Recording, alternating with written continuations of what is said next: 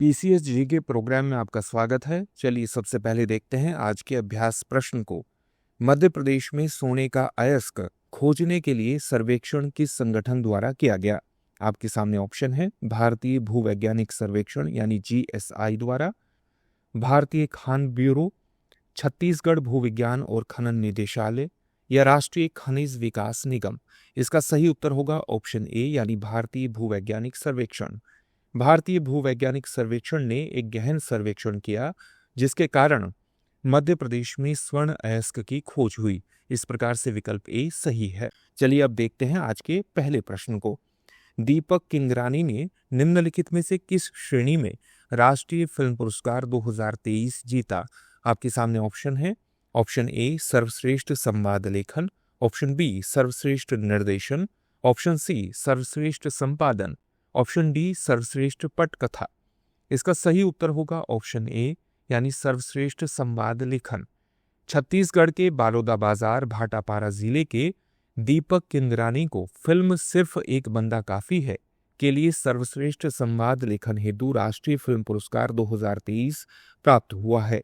इस प्रकार से विकल्प ए सही है। अगला प्रश्न है, उत्तर प्रदेश में नागरिकों द्वारा वित्तीय अपराधों की आसान रिपोर्टिंग के लिए कौन सा नया उपाय शुरू किया गया है? आपके सामने ऑप्शन है। ऑप्शन ए रिपोर्टिंग के लिए एक नया मोबाइल ऐप, ऑप्शन बी राज्य की आपातकालीन हेल्पलाइन 112 के साथ ईओडब्ल्यू का एकीकरण, ऑप्शन सी वित्तीय अपराधों के लिए समर्पित एक toll free number, option D प्रत्येक जिले में एक समर्पित ईओडब्ल्यू कार्यालय। इसका सही उत्तर होगा ऑप्शन बी यानी राज्य की आपातकालीन हेल्पलाइन 112 यानी 112 के साथ ईओडब्ल्यू का एकीकरण।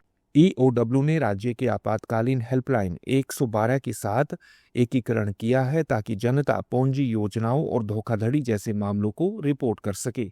इस प्रकार से विकल्प बी सही है। अगला प्रश्न है, उत्तर प्रदेश आर्थिक अपराध शाखा यानी ईओडब्ल्यू ने अपने पुनर्गठन के दौरान किस केंद्रीय एजेंसी का अनुकरण किया?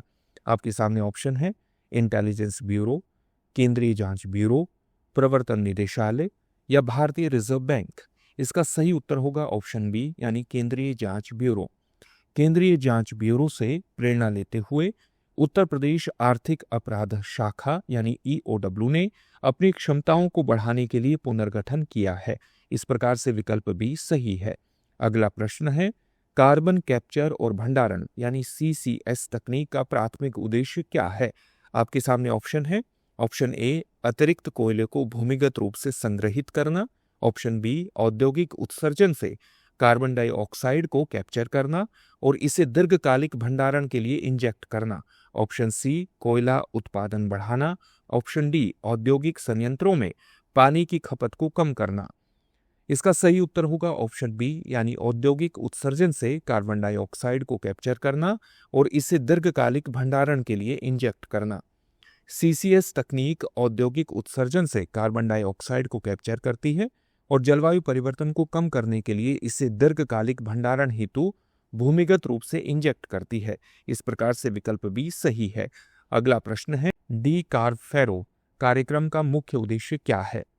आपके सामने ऑप्शन है। ऑप्शन ए भारत में कोयले के उपयोग को कम करना, ऑप्शन बी कार्बन भंडारण के लिए बेसाल्ट में कार्बन डाइऑक्साइड खनिजीकरण की खोज करना, ऑप्शन सी सौर ऊर्जा अपनाने को बढ़ावा देना, ऑप्शन डी नई कोयला आधारित ऊर्जा तकनीकों का विकास करना।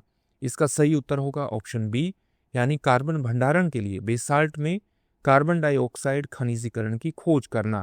डी कार्बफेरो कार्यक्रम कार्बन भंडारण उद्देश्यों के लिए बेसाल्ट में कार्बन डाइऑक्साइड खनिजीकरण की खोज पर केंद्रित है, जो कार्बन कैप्चर और भंडारण यानी सीसीएस तकनीक का एक प्रमुख पहलू है। इस प्रकार से विकल्प बी सही है। अगला प्रश्न है, निर्यात में उत्तर प्रदेश किस क्षेत्र में पहले स्थान पर है? आपके सामने ऑप्शन है। कृषि, उपभोक्ता इलेक्ट्रॉनिक्स, कपड़ा, फार्मास्यूटिकल्स। इसका सही उत्तर होगा ऑप्शन बी यानी उपभोक्ता इलेक्ट्रॉनिक्स। उपभोक्ता इलेक्ट्रॉनिक्स के निर्यात में उत्तर प्रदेश भारत में पहले स्थान पर है। इस प्रकार से विकल्प बी सही है। अगला प्रश्न है, स्वर्ण नगरी के नाम से प्रसिद्ध जैसलमेर की स्थापना 1156 ईस्वी में निम्नलिखित में से किस शासक द्वारा की गई थी? आपके सामने ऑप्शन है। Option A Rao Jodha, option B Rawal Jaisal, option C Maharana Kumbha, option D Rana Sanga. इसका सही उत्तर होगा ऑप्शन बी यानी रावल जैसल। जैसलमेर, जिसे अक्सर स्वर्ण नगरी कहा जाता है, पश्चिमी राजस्थान में पाकिस्तान सीमा और थार मरुस्थल के समीप स्थित है। इसकी स्थापना 1156 ईस्वी में रावल जैसल द्वारा की गई थी, जो यदुवंशी वंश के वंशज थे। लोदुर्वा के सिंहासन से वंचित होने के बाद उन्होंने एक नई राजधानी की स्थापना की, जिसमें एक स्थानीय साधु इसुल की भविष्यवाणी ने मार्गदर्शन किया। अगला प्रश्न है, वर्ष 2025 में शुरू किए जाने वाले ऑपरेशन महाकाल का मुख्य उद्देश्य है। आपके सामने ऑप्शन है। ऑप्शन ए, शहरी क्षेत्रों में संगठित मादक पदार्थों की तस्करी से निपटना। ऑप्शन बी, अवैध हथियार निर्माण इकाइयों पर कार्रवाई। ऑप्शन सी, भू माफिया और जबरन वसूली गिरोहों पर अंकुश लगाना। ऑप्शन डी, वरिष्ठ नागरिकों को लक्षित करने वाले साइबर अपराध की जांच करना।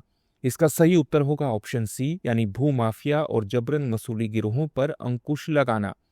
कानपुर पुलिस ने ऑपरेशन महाकाल के तहत भू माफिया और जबरन वसूली करने वाले गिरोहों के खिलाफ कड़ी कार्रवाई शुरू कर दी है। 5 अगस्त 2025 को शुरू किए गए इस अभियान का उद्देश्य अवैध भूमि हड़पने की गतिविधियों की पहचान करना, उन पर मुकदमा चलाना और उन्हें समाप्त करना है, जिसमें केवल अपराधी ही नहीं बल्कि उन्हें सहयोग देने वाले प्रभावशाली व्यक्ति भी शामिल हैं। इस प्रकार से विकल्प सी सही है। अब देखते हैं आज के अभ्यास प्रश्न को। निम्नलिखित में से कौन सी हरित हाइड्रोजन उत्पादन की प्राथमिक विधि है?